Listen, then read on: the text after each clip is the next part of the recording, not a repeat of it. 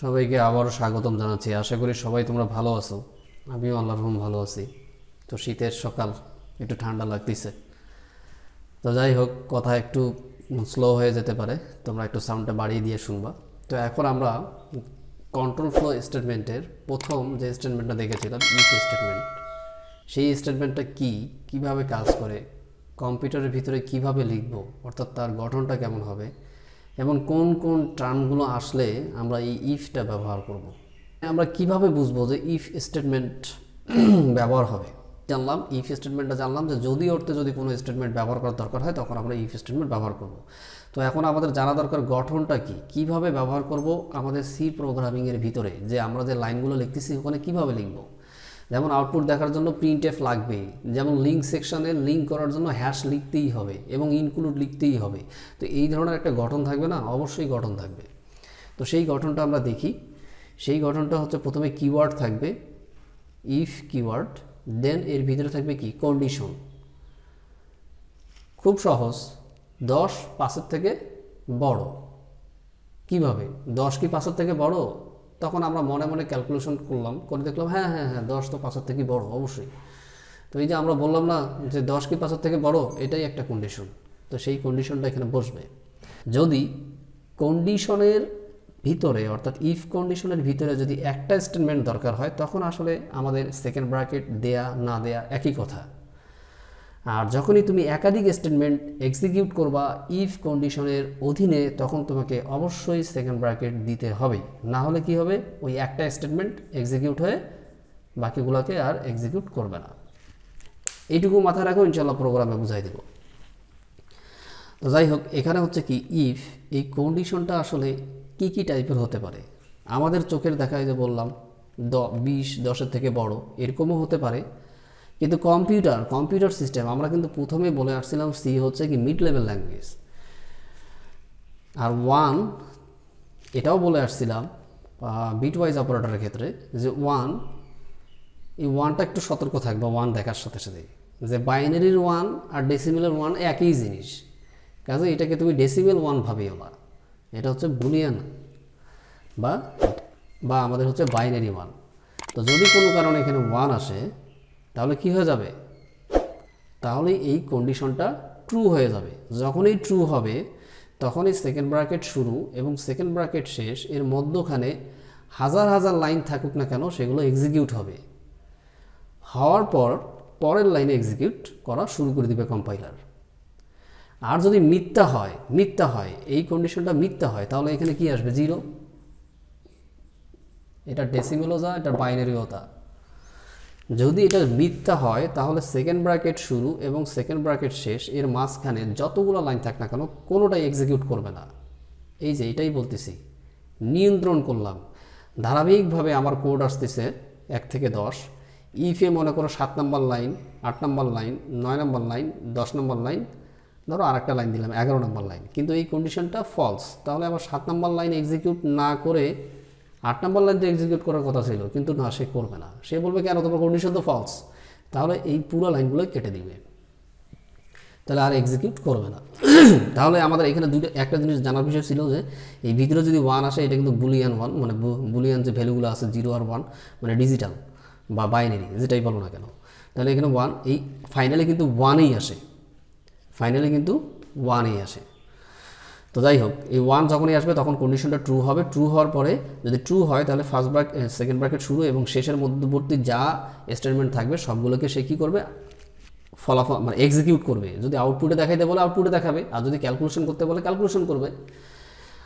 আর যদি একটা স্টেটমেন্ট থাকে তাহলে এটা না দিলেও চলতো, এই সেকেন্ড ব্র্যাকেটটা না দিলেও এই আউটপুট এটাই পাইতাম। যেহেতু কন্ডিশন 1, তাহলে কন্ডিশনের ভিতরে 1, তার মানে কন্ডিশনটা ট্রু। যখনই ট্রু হবে তখনই এর অধীনে অন্তত একটা স্টেটমেন্ট এক্সিকিউট হবে। তো সেই স্টেটমেন্টটা কি, আমাদের প্রিন্ট এফ, এর ভিতরে একটা ছোটোখাটো মেসেজ। তো প্রিন্ট এফ মানে কি বুঝি আমরা, প্রিন্ট এফ মানে বুঝি আউটপুটে কিছু দেখানো। কি দেখাবে, ডাবল কোটেশনের ভিতরে যা আছে তাই। তো স্বাভাবিকভাবে এই ট্রুটা দেখাই দিবে। তো এখন আমরা আমাদের গঠন ভেদে আসলে এটা দিয়ে দিই, এটা না দিলেও এখানে কোনো সমস্যা নাই। ঠিক সেরকম আমরা আর একটা এক্সাম্পল দেখবো এখানে, যে দুইটা ভ্যালু, একজনের ভ্যালু হচ্ছে 20, আরেকজনের ভ্যালু হচ্ছে 10। তাহলে এখন আমরা এখানে কি করলাম, বড় ছোট নির্ণয় করব। মানে কথাটা একটু ভুলেই বললাম যে বড় বের করব, ছোট বের করব না। যেমন তুমি কলেজে গেছো, ভার্সিটিতে হোক বা পলিটেকনিকেই হোক, খুব গুরুত্বপূর্ণ একটা ক্লাস, 4টা ক্লাস আছে তোমার। তো তোমার কলেজ থেকে তুমি বাসায় যাবা কখন? যতক্ষণ পর্যন্ত তোমার ক্লাসগুলো শেষ হয়নি ততক্ষণ পর্যন্ত। তো ক্লাস চলাকালীন সময়ে তুমি তো আর কখনো চিন্তাই করবো না যে আমি বাসা যাবো কি যাব না। তো ঠিক সেরকম যে একটা কন্ডিশন যদি ট্রু হয় তখন আমরা চিন্তা করব, আর ফলস হলে কোনো চিন্তাই করব না। কার ক্ষেত্রে? ইফ কন্ডিশনের ক্ষেত্রে। তাহলে এখন দেখি যে ইফ হচ্ছে এ হচ্ছে 20, বি হচ্ছে 10। তাহলে আমরা একটা কন্ডিশন দিলাম যে কে বড় কে ছোট এটা আমার দেখার দরকার নাই, কে বড় আমার এটাই জানা দরকার। তাহলে এ গ্রেটার দেন বি। আমি কিন্তু দেখো রিলেশনাল অপারেটর যে পড়াই আসছিলাম, এটা কিন্তু রিলেশনাল অপারেটর। যারা ওখানে বুঝো নাই তারা কিন্তু এখানে একটু কম বুঝবা, অবশ্যই আগে ওগুলো বুঝে আসবা। তো এখানে কি হবে এখানে কি হবে, এখানে দেখবে যে এই ভ্যালুটা কি বি এর থেকে বড় কিনা। যদি বড় হয় তাহলে কন্ডিশনটা কি হবে আমাদের? ট্রু। আর এখানে কি আসতেছে, আসলে কন্ডিশনটা ট্রু না, কারণ 20 তো এর থেকে 20 10-এর থেকে বড়, তার মানে এ বি এর থেকে বড়, অবশ্যই কন্ডিশন ট্রু। কন্ডিশন ট্রু হলে কি বলছিলাম, এই ব্র্যাকেট আর এই ব্র্যাকেটের মধ্যখানে যতগুলো স্টেটমেন্ট থাকবে সবগুলো এক্সিকিউট করবে। তো এখানে কয়টা স্টেটমেন্ট আছে বা কয়টা লাইন আছে? একটা লাইন আছে, তাহলে এই লাইনটা এক্সিকিউট করবে। তো এই লাইনটা কি বলতেছে আমাদেরকে? বলতেছে আউটপুটে কিছু দেখাও।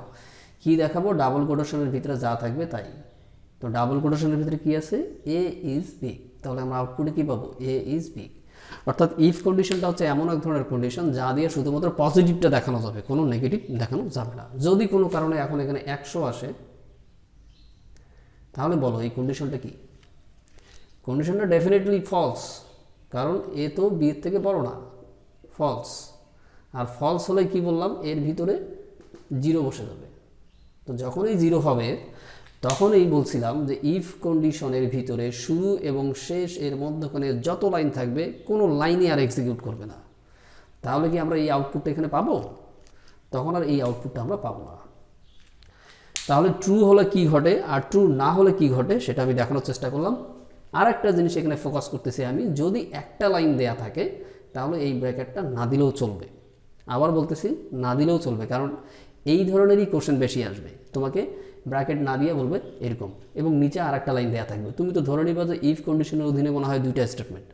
কখনোই না, কোনোভাবেই ধরে নিবে না যে এটা মিস্টেক, প্রিন্ট মিস্টেক, এরকম না। মনে করবো যে টিচাররা তোমাকে ওখানেই এই জিনিসটাই বের করার জন্য ওভাবে লিখে দিছে। তাহলে ঠিক আছে, এখন আমরা একটু মিলাই দেখি যে এটা ঠিক আছে কিনা।